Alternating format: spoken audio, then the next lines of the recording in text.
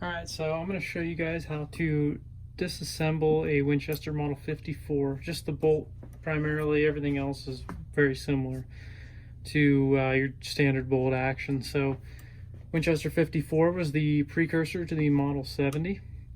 It still had the Mauser style safety up here. The bolt handle was different.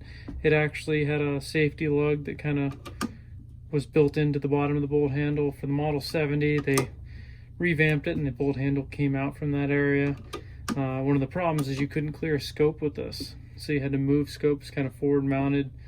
Yeah, just some different options there, but this is what led to the Model 70.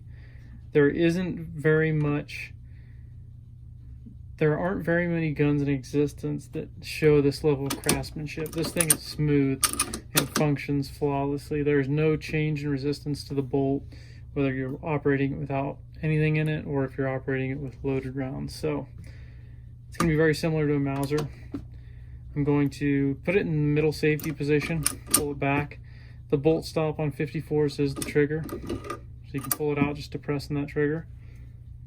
Now, let's see, I'm going to move this out of the way. So now you're going to depress this and then unscrew it. And there is your firing pin assembly. So now this looks like very similar to a Mauser, but it's actually kind of a more Winchester 1903 style for the firing pin. So instead of depressing it like a Mauser and pushing down and undoing the cocking piece, you're actually going to pull back on this collar here, which is really hard to do, and then slide that firing pin off. And there's your spring, here's your bolt shroud, and all of that. And that kind of keys out of there. So very simple. How that locks onto there, not under spring pressure, is just like that. The collar that is on the end, let's see.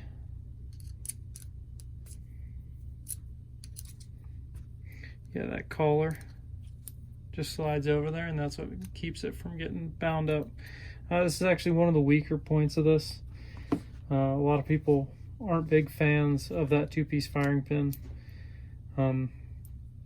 It's to each its own. Not many rifles use that anymore, and that's probably says something. So to reassemble, everything's kind of the same. Put it in that middle position though. And what that does is that just helps you not have to cock it later.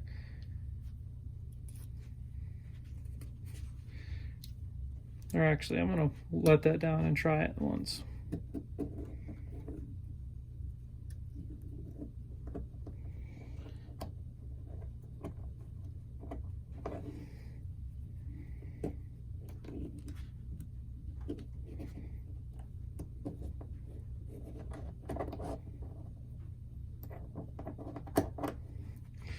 All right, that wasn't fun.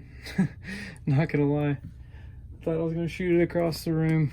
So now to put it in that center position, I'll just push down, kind of like you would be disassembling a Mauser bolt, and then go ahead and screw it back in.